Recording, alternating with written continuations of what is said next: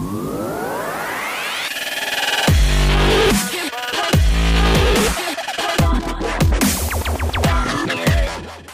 the Matrix, and in this up, and I can't even get it all out.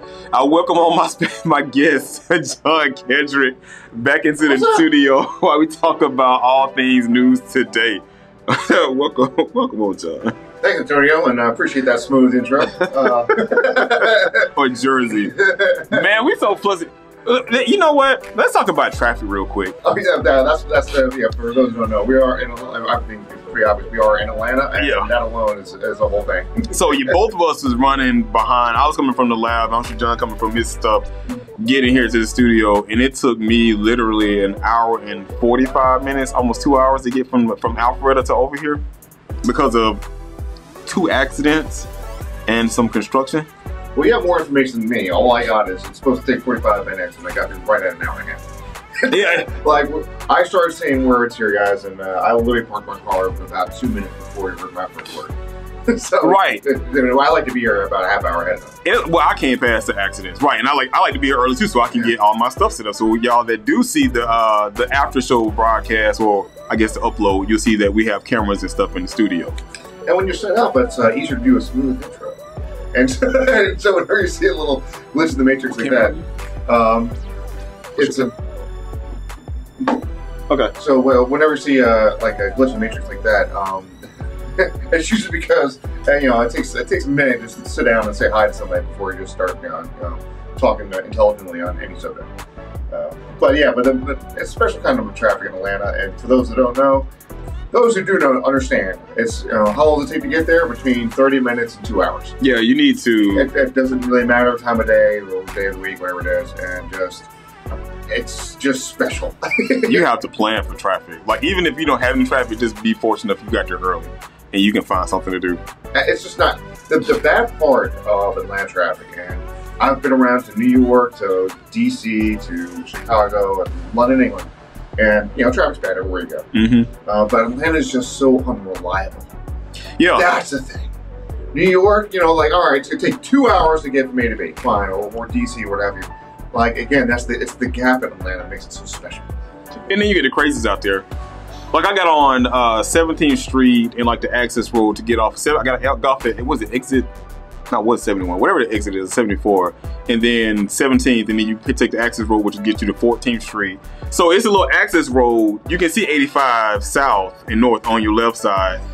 Some nuts come flying up the emergency lane because him or her don't want to wait in line like all the rest of us, and come flying up the emergency lane to try to merge in. I'm like, we're waiting for a reason. I was like, it's clearly stopped right now for a reason. So what are you gonna do? You're gonna cause further delays, and I force somebody to let them over. I'm that petty of a person that I don't let people over when I see people do stuff like that. I'm the same way. I mean, I've gotten to where I've reduced my road rage to just a couple things. Yeah.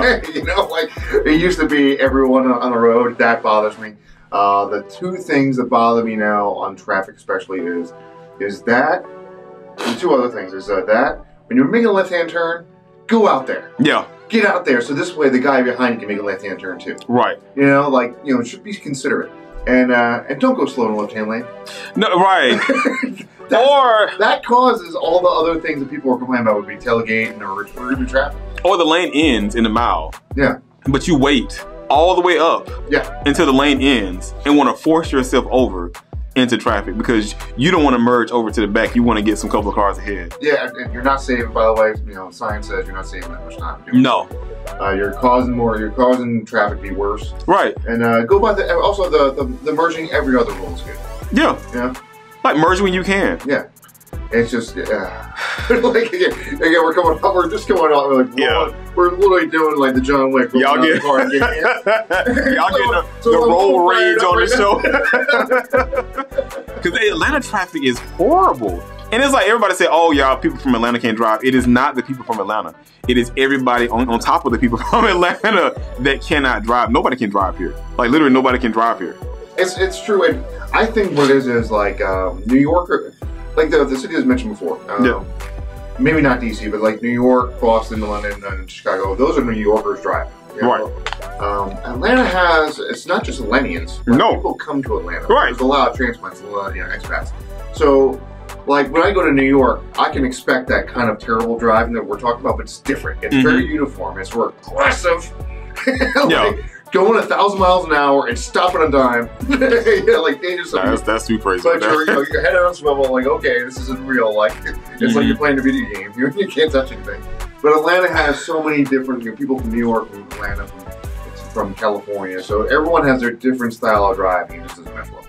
Right. And the other thing that grinds my gears, I'm about to do the Peter Griffin, is people that get over without putting a turning signal on.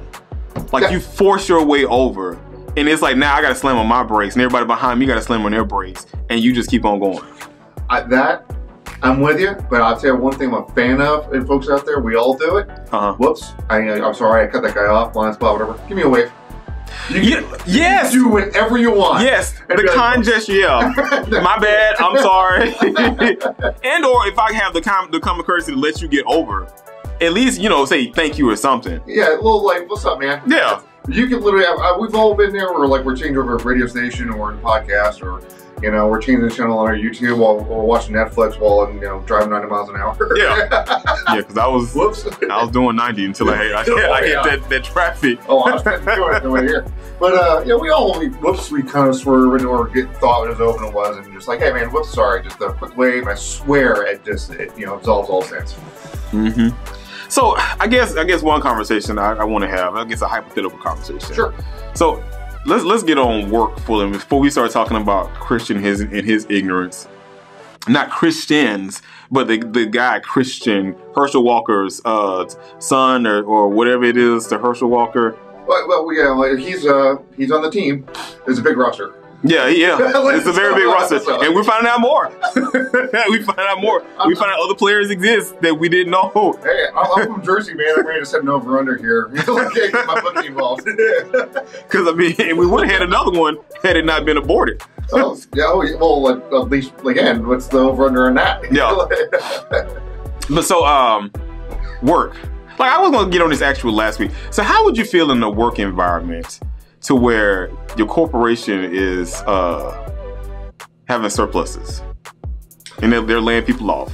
Okay, so they have worker surplus. Yes, they have worker surplus. Okay. Yeah, so the budget's being cut because it's so-called. I still don't believe it's a recession. You can tell me all day long when I don't believe it's a recession, because as long as I keep seeing spending up, I think people are just acting on a recession to force that upon everybody else. It's the quick analogy I kind of look into is like the baseball. I'm gonna tell the story just real quick. Sidebar in baseball, just to kind of add on to your point to agree with it. Baseball just got over a strike, and the simple point of like the management's like, we can't afford it. We can't afford all this. You can't get raises. Can't get raises. And just a very simple thing of what you're saying is like, baseball has made exponentially more money in the past 20 years. Yes. And somehow the players are making less. It may not sound like they are. Yeah. But they're getting way less money. And it's kind of like that. I don't believe you. So like when you're saying recession, I'm kind of with you. Like, you guys are fine up there. Yeah. Because I was like, didn't you just raise the cost of gas? I was like, so the fuel industry, they have billions and billions on top of money. That's a whole weird one. We can go all day on that one. Yeah, and then regular corporations, we're not even talking about the tech companies. Tech companies got money handed over, especially Apple. So for me to hear Apple they put a freeze on hiring, I was like, wait a minute, you're in the black. Like, you're not just in the black, you're like trillions of dollars in the black. No other corporation has the amount of money as you actually have liquid money to spend, and you're talking about you got a freeze on hiring because we don't know how the economy is going to. I was like, you have money to throw away, and it won't hurt you because you making interest off the money. Because you don't have just money from stocks. No, you actually have money, greenbacks, dineros, mucho in your account. You got Scrooge McDuck money band. Yes! And you're talking about you got to freeze. And Google the same way too. I was like, wait a minute. You have one of the largest contracts outside of Amazon with the US, with the government. Amazon. Yes, Amazon too. And I'm like, you have a freeze? It's like, why? Because you have all this, not to say you got to spend all of your money, but you still have enough money to spend to hire employees and pay them livable wages without having to worry about laying people off. And Other corporations are the same. So when I hear that, because, and they use the excuse, because there's a recession, we want to freeze some spending and cut back on unessential employees just so we can save on some money. So I guess the question is, if it was to happen to you, and then you fortunately somehow escape that surplus, but you find out that your manager, him or her, wanted you to be a part of it, how would your response be going to your manager going into the office the next day? Woo! All right, you're pulling. All right, we're doing the Matrix. We just dodged that bullet backwards. Yes. Oh man, that's hard. Yeah. The work environment is the whole thing, and like I already told a story about like how I did back up a fellow employee that got screwed over in a previous job. I have regrets for that, and you realize how much power these managers, any manager, anyone superior officer, whatever you want to call it, right, have, and like then you realize like, what's my job? Right. What do I do? Right. Like this was completely messed up. Yeah. And do I approach this or not? Like how do you deal with this? I think it's a brilliant question. I think that goes to how would you find out about this? That's, I guess, would that be important, right? Was it like a water cooler thing, or was like or was there like an email that was sent to you that was like all up in squares? So one thing I've learned having worked in corporate for so freaking long is nothing is ever quiet. There are no secrets that won't be told to somebody else. Like, I don't care what, even when it comes to salaries. Oh, you're not supposed to, because like the company I work for, where it used to be, I don't know what it is now, but it used to be before it was bought out by this other company, is that you couldn't discuss salaries. Well, management employees, when I was a manager, couldn't discuss salary because we had union. The regular employees are union. So it was like, so management employees couldn't discuss salaries, and if you did, it will cause means to be reprimanded. And I was like, talking about salary? Why would you punish somebody for talking about a salary? But that was a policy. So when people say that, that's an insidious policy. Yes, very insidious. Yeah. Yeah. Now I don't go down that road too. But I just read a book about that very thing. I don't know if it's the case still today, but that's how the company I used to work for, what they used to do, they would say. Because then I'm like, well, people are still gonna talk, especially if y'all. Because obviously, in my circumstance, when I was a manager, like all of my peers, we all came from the ranks. So it was like all of us was cool before we got promotions. So of course, all of us was like talking about, so what are you making? So, and we were all young too, like we were in our late 20s. So it was like, what are you making? What are you making? And everybody kind of told each other. I mean, of course, we were all about on the same thing, but again, we weren't supposed to do that. And had they found out, it would have been some trouble. All right, yes, I have a bigger problem with that than what you were saying before. But yeah, to answer your question, how would you find out? There are no secrets in corporate America. So it is the classic, it's there was a great movie called Waiting. If you wait tables or in a restaurant, it's a great movie. It's almost it's almost a documentary. It's supposed to be comedy, Ryan Reynolds. But he had a great quote. How'd you find out about that? The guy with the day off already knows. Like, yeah. Are you kidding me? You forgot where you work at. There are no secrets. Like it's, and it's the class. Yeah, you're right. It's a classic thing. And it goes into you have to do again for any job you have to take seriously. That's what I was saying before. Like priority one, pay your rent. Yeah. Right, that's for anyone. Every single person I know, rent's paid first. Yeah, we figure out, relationship with wife and family after that. Yeah, like you gotta have a place to stay. I think that's a messed up way to look at things, but I think it's just reality.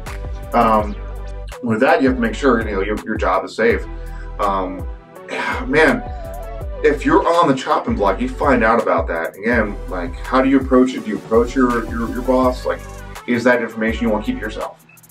Where now you have a new understanding that he doesn't know that you know. Yeah. Right? And that might be valuable to you. Is it worth approaching him? And again, we're not talking like full on like flipping tables, but a somewhat adult version of, listen, I heard it through the grapevine, Mr. Boss, that I was on the chopping block, and this obviously it's a concern for me as well as for you. What can we do to ensure this doesn't happen again? That kind of conversation. So those are really the only two options I can see. Yeah. Unless if you're again, it just adds that that's just another factor into an unsatisfactory position, and you just look for work elsewhere. Yeah, I don't know how I would approach it, because that would be a tough situation for me, because it's like, if you say something, now you make it awkward. And so now the manager's really like feeling weird. And so next time there is another one that comes up, he was like, get this fool up out of here. That's true. And or the manager could take offense to it. And it's like, well, so what did you approach me for? I did want to let you go. You know, the powers that be said otherwise, but I did want to let you go. So now what? Yeah. And or you could take the thing of, you could quiet quit, but now they really gives them justification as to why they wanted to cut you. God, I love quiet quitting now. Yeah, I do too. Minute. Like, people are now like saying, like, and I can't believe the offense of this. Wait, hold on. People are now actually saying, you know what? I'm being abused and underpaid. I'm just going to do the job. I'm hired. I'm paid too, yeah. Yeah. And it's like, why even take offense to that? Like, people even take offense to it. I'm like, what's the problem? Yeah. Wait, people are taking offense because the workers are no longer coming in on their day off? Right. Or working extra hours. Right. Just like, again, it's a weird work culture we have in this country. Yeah, one thing I say I've learned about corporate, I'm gonna say this from my own personal experience. I will say this from my own personal experience. In most cases, it doesn't pay to go above and beyond. I would say if you're going above and beyond, it's for your own personal gain as far as of knowledge base. Sure. Not for the gain of, I'm hoping somebody recognizes it to promote me. Because in my personal experience, it could just be me. I mean, you know, some people just don't like Cortez. So in my personal experience, it's never really worked out for me. I think, like, somebody asked me, because I was telling them I was going to take a vacation, and they were like, oh, you going to leave your equipment? You're probably not going to leave your equipment at home. I was like, oh, you don't know me very well. I'll shut down. And they was like, I don't believe that at all, because I'm a technology person, because I always have my stuff with me. I was like, no, I have my personal little stuff with me, and I work on my personal stuff, hashtag these podcasts stuff I work on. I said, but when it comes to work, I was like, no, I shut that down. And they was like, they still didn't believe me. I said, well, here's when I shut down mentally when it came to corporate America after hours. And I think you've heard my story before about me losing my son, and you probably didn't hear it. Well, if you don't, probably remember it. So those on the show that don't know, I lost my third son like years ago. He died to infant syndrome. I did not know that. So, I think it bugged me out a lot, because that was around the time I was climbing the corporate ladder. So I was in the office all the time. I had a team of 32, and then I had some other people I had to manage off and on, depending upon a project in Birmingham. So it was 32 plus at times, but on the average, it was always 32, because I had a team of 15 in one group and a team of 15, 17 in the other group. But so it came up because of Hurricane Katrina. So my son passed around the same time as Hurricane Katrina, but I was spending 14, 15 hours a day in the office. And during my first marriage, I was like, well, I want to be here to make sure that I have enough security for you all at home, and then I can get to where I want to be at in my own personal job growth. So I would get at work until, because one of the models was you got to be there before your employees get there. So I was there at least like at 6:30, 7 o'clock which probably was 6:30, 7 o'clock in the morning. But then I would leave, then you got to be there at the end of the day when your last employee is there. And I wouldn't leave until like 7 o'clock in the evening. Now, I got a whole wife and kid at home, and kids, 2 boys at home. And now I had this third one at home. And so, you know, my wife at the time was telling me, you know, how she felt about me spending so much time in there. It's like, you know, she's at home all day long with these kids. So when does she get time to do stuff for her own personal stuff? So in the end, I end up cutting back a little bit. And what made me kind of shut down corporate America when I'm off is that when I lost my son and we had just came back, I didn't grieve. I grieved for like 2 weeks, but I came back into the office for Katrina because a lot of my coworkers had families down. They had family members down in New Orleans. And so my project, I literally was the one. So those that don't know, and I'm not gonna say my company's name, but my team, I managed a team of people that helped restore communications down in New Orleans and then Louisiana for Hurricane Katrina. Like, I literally, T-Mobile had their cell service there, and it was the only cell service that was working. And we had to figure out, you know, what the hell did T-Mobile do? And we found out they had fiber laid down. And so I had to work with engineering and network engineering. So I was manager and engineering to redesign our entire network down in New Orleans and my team was the one to help do the remote stuff and project manage work to make sure the technicians got communication lines back up in service. Gotcha. And therefore, family members could now reach out to the other family members, and then my coworkers could talk to their family members to make sure they were okay. Because now we had, it's called CALS, like mobile cell services available for people to connect to. Right. So we finished that project. So it's all said and done. It was a success. You know, a lot of people did die in Katrina, and I apologize. That's why I always list this as one of my biggest things, accomplishments I did. At least I was able to, I guess, in a sense, help people. Some people's lives get saved because they could call 911. And that's a legit thing too. Yeah. I want to just add a button to that. There's a lot of things going on. People may or not understand the importance of that. As someone just left who used to live in the hurricane area, which is on Island, Georgia. Like just the idea of just simple communications. Yeah. People don't understand, like, that goes away, like, what do you do? Right. And that's a problem. Yeah, because you can't call 911. And we're not just talking about civilians, we're talking about, like, also, you know, first responders. Right. They need the cell service and the infrastructure to be functional. Yeah. So that is essential. And the reason my team got, because I managed, like, one of my groups was like when we had switches. So I managed E911 service. So those that don't know about E911 was, you know, looking at your cell towers and everything else. So that's why I ultimately was given that project. So I came back early, I didn't grieve. Yeah. And then long story short, so we can get everything else, it came time for management awards and recognitions of people that did the most, because we got awards throughout at the end of the year for what we did throughout the year. So at this time, I was trying to climb the corporate ladder. I was a VP of the local North Lake Chapter Pioneer, so I was doing a ton of volunteer work. I was doing a lot of stuff with United Way. So Grant, I'm telling you, I'm working like 15 hours a day, and I'm doing all this community service work too on top of it.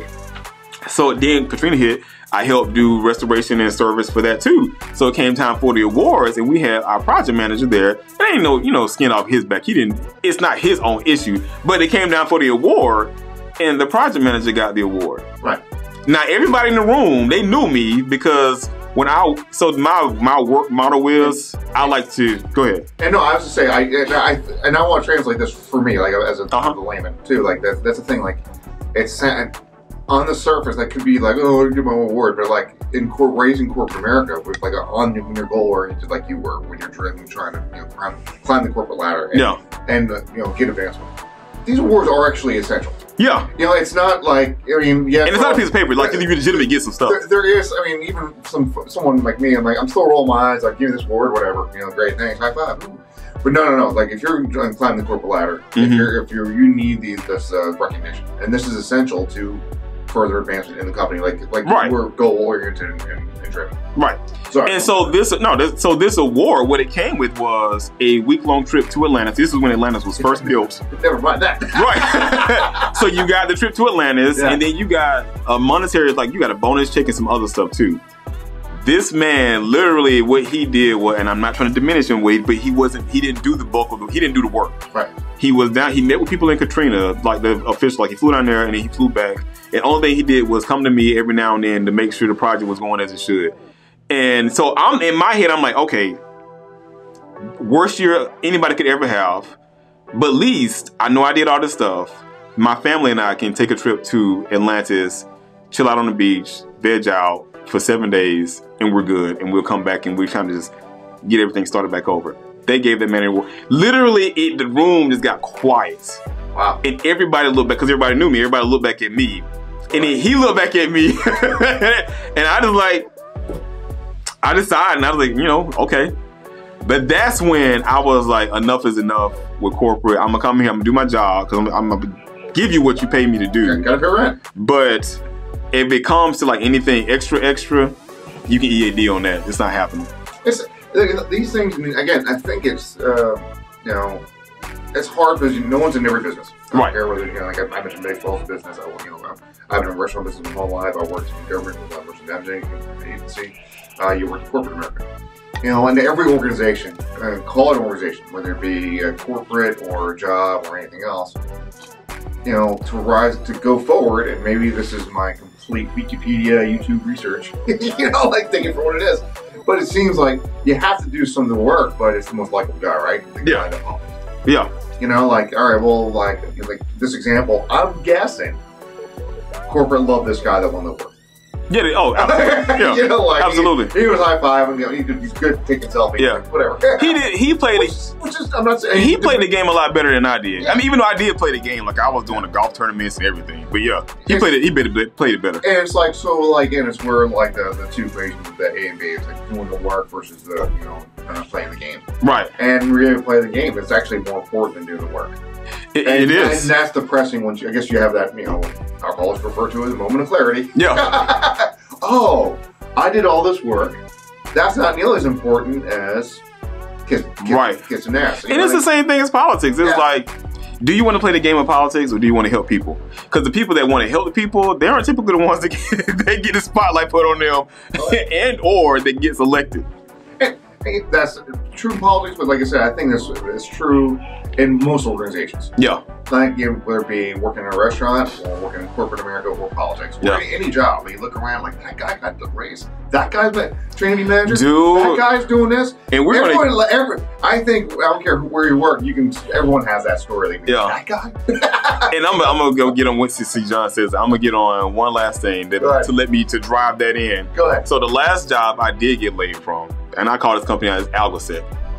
I was a security training instructor. Mm-hmm. So I traveled the world, which I didn't mind. I mean, I like getting stamps in my book. I traveled the world teaching security courses, but I had somebody that worked next to me, and I gotta say she was a woman. I'm not trying to be sexy, but I gotta call it for what it is. She was a woman, and she used the fact that because she is a woman and she had a kid at home, that she couldn't travel and teach. I don't care if it was in the States. She couldn't travel and teach. Okay. And then she didn't want to hold like in-person classes. She wanted to do remote classes because she had to go pick her kid up. And the corporation was cool with that. Like Algosec was cool with that. And then, but all the work that she had to do, they forced it upon me and my other coworker. So it was only 3 of us. And so we were the ones flying out everywhere, going for like 2 weeks on end throughout the course of a month, and then doing a ton of classes here within the state or other states. And then it came time for a layoff. They laid me off. They was like, "Oh, you were the last one in, so you be the first one out." And I was like, "You literally got a whole person over here that refused to do work, and you allowed her to refuse to do work, and I did all the work, got exceptional ratings after every class." And I was like, because I was the last one, I'll be the first. I was like, there again, another reason why I was like, F the extra stuff. That's weird, and that's again, we're like management. I don't care what business you're in, baseball, whatnot. Baseball does the same stuff, and it's like we need an excuse. We're getting rid of somebody. What's an excuse? We can't address the issue. Right.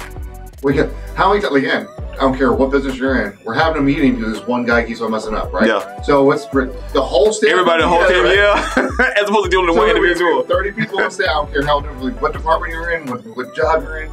We know we're talking about Bob. Yeah. Bob sucks. Yes. Bob does 5 things wrong. Yep. And what happens? You get 30 people in a staff meeting and say, "Here's the 5 things we don't want to happen anymore." Right.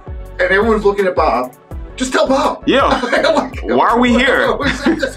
And again, it's a classic management thing. Like it doesn't make any sense. Where, just address Bob or what you're talking about. Right.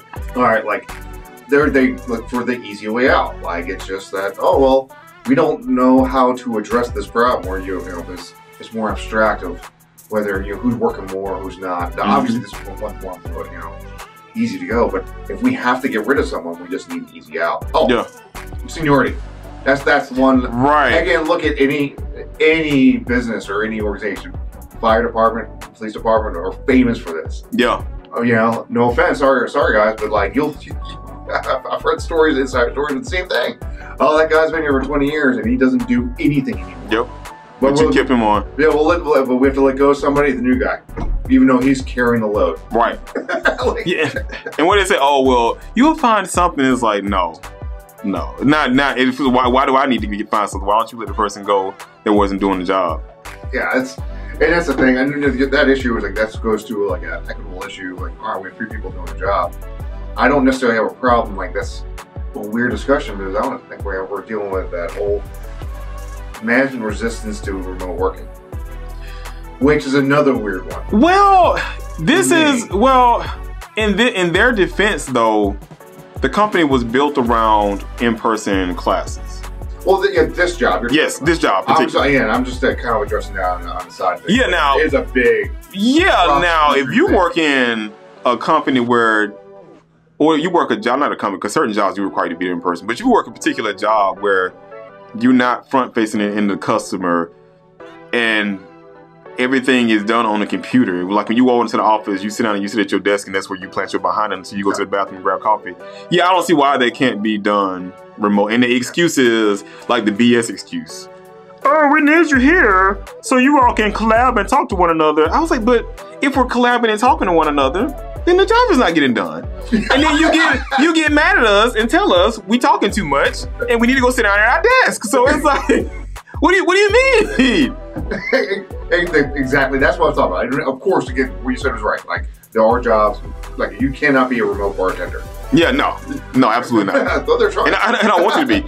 Yeah. I like having a relationship with my bartender. Exactly. It actually pissed me off. I saw that at one airport where they tried to do that. I mean, they kind of pissed me off. But like, and that's a whole weird, again, going down the rabbit hole on this one, which I have no problem doing. But it bugs me when you see data now. We have enough. Yeah. COVID kind of forced the issue. We had data before COVID. We did. But it kind of forced the issue on these remote jobs, which are just completely remote. Higher job satisfaction. Yep. Higher employee retention. Yep. Shorter training schedule. Yep. It's higher production from the employees. Yep. Like it's a win across the board, and they still. Yeah. We need you in the office. Yeah. And like I can't break my brain on that. Like there's the only excuse I can find on that is on these jobs specifically. Like I said, if you're a bartender, you gotta go. Mm-hmm. I get it. But in those jobs, I can't understand the management and motivation. We have to go back to the office. It's micromanaging.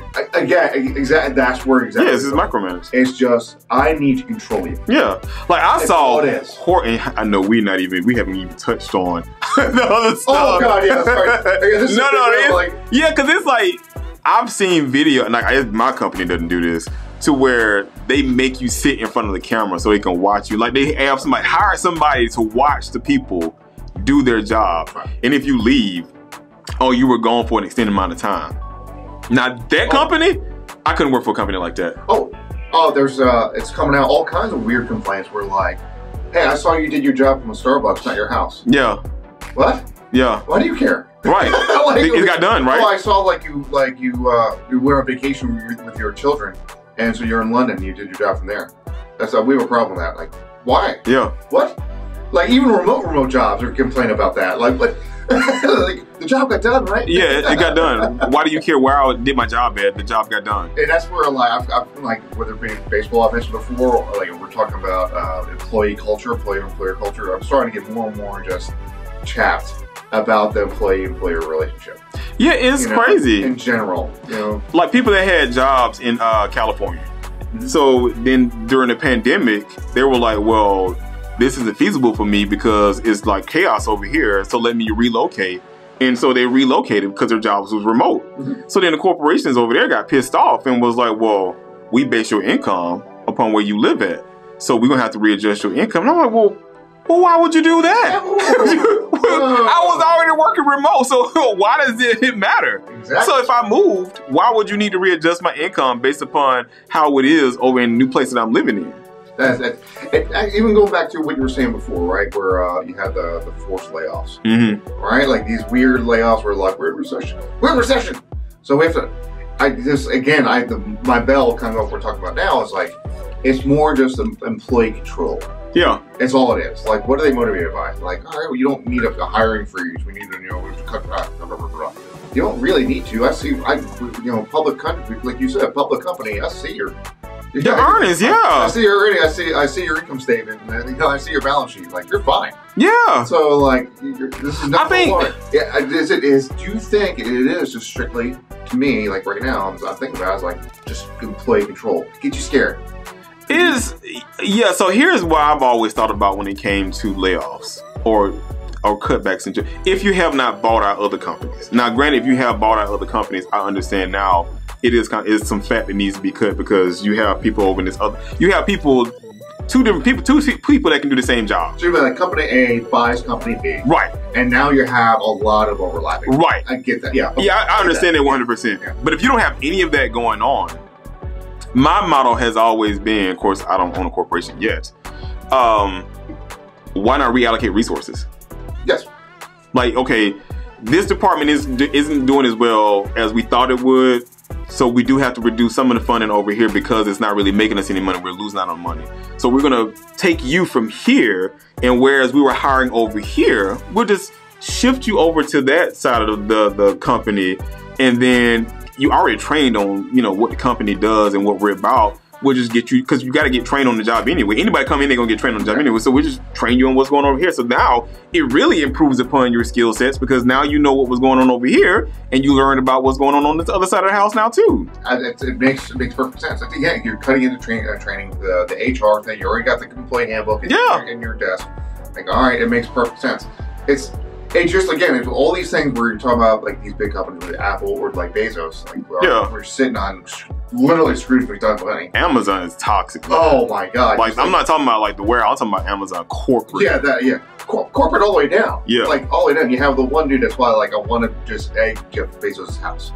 I just want to egg his house. Because again, look at all these like the low level employees. Like, you got cash like coming out of your ears. Yeah. Like, why do you have to be? Why do you have to be such an a-hole? Yeah. To your employees, like, dude, you can just look great, like write checks and just like be you a multi-billionaire. You're like top 10 of all countries in the world. Yeah. Like, dude, it's okay. Like, it's okay to contribute to your employees well. Why not? And it's just one of many examples that we're talking about, right? Now, if those, when I say Amazon's corporate structure is toxic, so those that have not been fortunate enough to apply for Amazon jobs in corporate America, they actually encourage you to attack your employees to, I guess, who the strongest wins, and those are the ones that get promoted. So the first step in the process of applying for a job, literally, I kid you not, you apply for the job, they interview, then they bring you to like this whole, what is it? It's like an event. Because you've already gone, if you're going through 2 stages of a hiring process, and they take you to this event. And at this event, you're talking to other people on the team, but you're doing more interviews. And then once you get done with that, that's when they fly you. If you make it past that event, they fly, because the fat is getting cut at that event. They fly you out to... Sounds like Scientology. Oh man, yeah, it's terrible. They fly you out to Washington, and then now at Washington, now you got to do a panel interview. And then you do a panel interview with managers, then you do a panel interview with the actual team itself. Now, it's not about skill sets at that point. It's whether or not you're likable. Okay. And can you mesh in with the team? Now, once you actually get hired in, depending upon what your level is, you're supposed to watch one another. So whoever is messing up, then you call them out on it. Oh my God. And ultimately, it's fascism. Yes. Like toxic workplace is policy. Oh yeah, it's policy. That's like people have filed a lawsuit complaining of that. This is legitimately fascism. Like, this is how it starts. And that's Amazon. I wanted to work at Amazon. I thought, oh man, I would love to work in their IT department. I mean, Amazon, everybody's using Amazon cloud services now. I was like, I would love to work over in there. So I saw all of that and then saw the report that came out on it, and I was like, no, the universe saved me from that crap. Oh, that's that's amazing. It is, again, it goes to like, I'm trying to, people have such a bad thing, the United States has a bad way of treating their workers. It's always been that way. Mm-hmm. Or we literally take a dump on vacations. Mm-hmm. How dare you take a day off? Or how dare you actually go somewhere on your day off? You're expected to be where we might need you. Yep. What? Like, and why is it we're the only civilized country that doesn't believe in vacations? Like, and you don't get that much vacation either. And if you get them, PTOs, whatever it is, you go to like Sweden or basically any first world country, any civilized. It's called civilized is the wrong word, but industrialized country, and we're so bad about that. But we just treat our workers terribly. We demonize them. What you were saying before, like you can't talk about your salaries every day. Like, that's by design. It's so the workers can't get together and be like, oh my God, I'm getting screwed. Yeah. Then that's happened in almost every big business. And then not like that though, they make the employees like rat on each other, like with Amazon. Yep. But now, like, the employees are blaming each other. Oh, it's poor form to talk money in front of, with us. And now the other employees will look at you. Other employees, not management. Other employees, they've created this culture where other employees are looking at the person talking about money as a pariah. Right. It's amazing. It's so insidious. Yeah, we need to rethink how corporations are. Because at the end of the day, so here's my thing when it comes to corporations. I don't have a problem with the corporations. I have a problem with the people, the managers and people that manage the policies. Because I think ultimately they are the ones that actually define what your experience at that corporation is. I think by design, like the corporations themselves or the job you go into could be a great job. But it's the person that you're reporting to. And it could be. But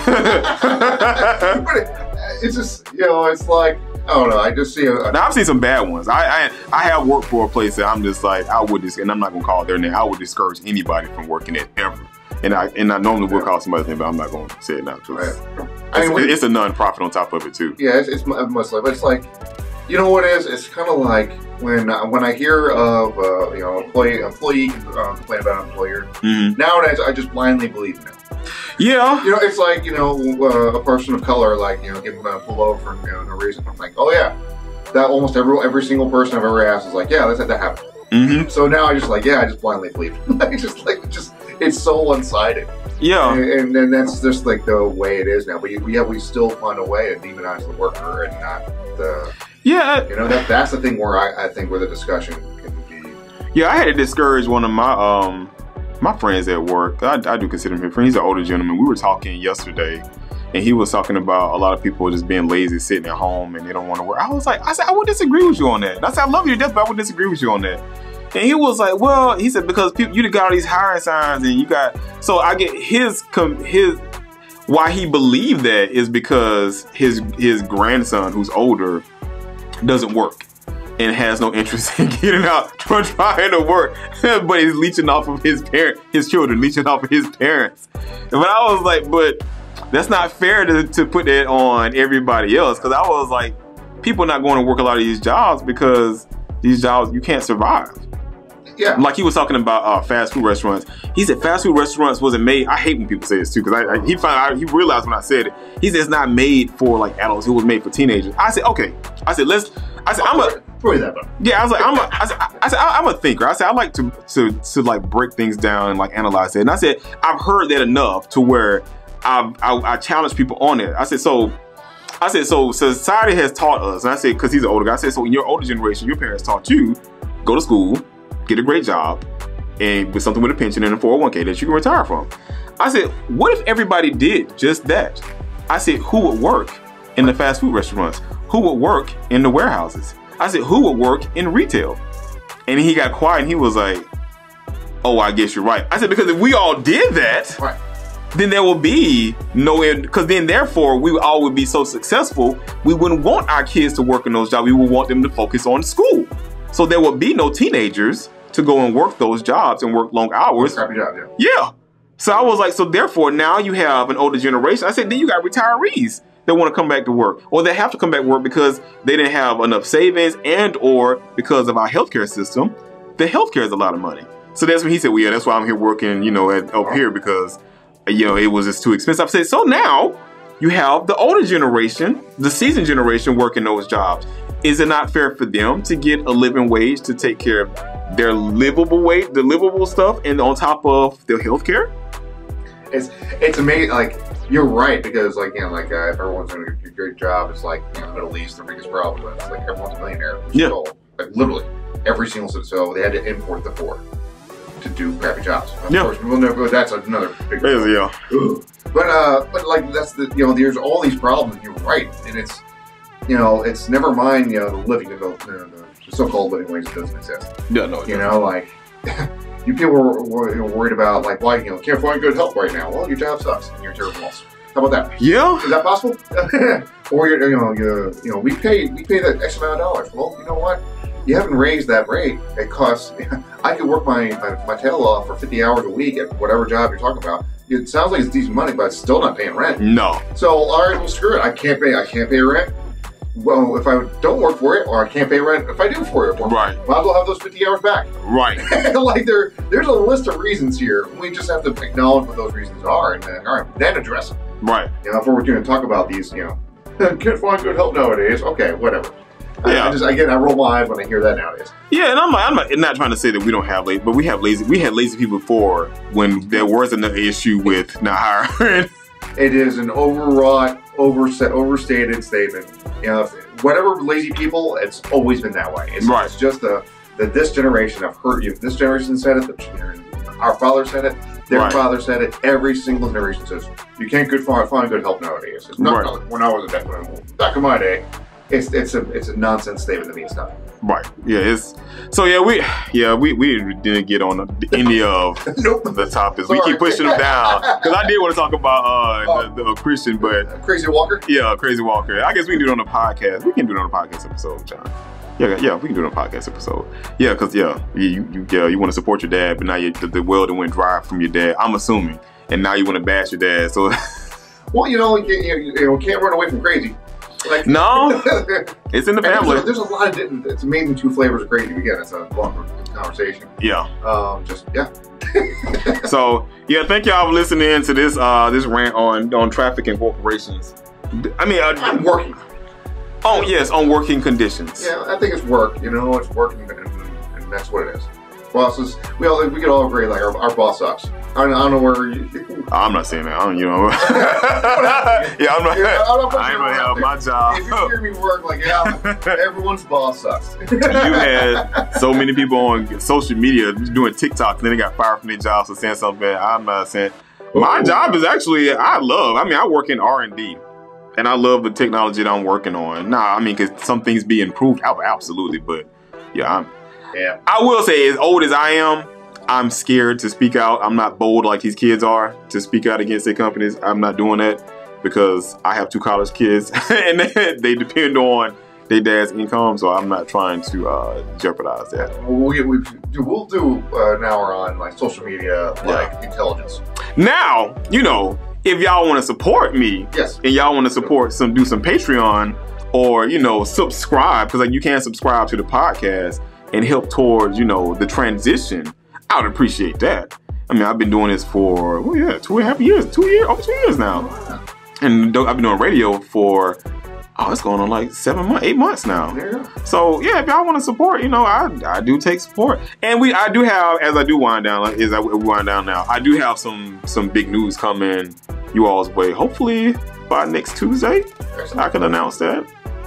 And so this week's episode, like I always say, will be posted up on YouTube because I am getting active about that.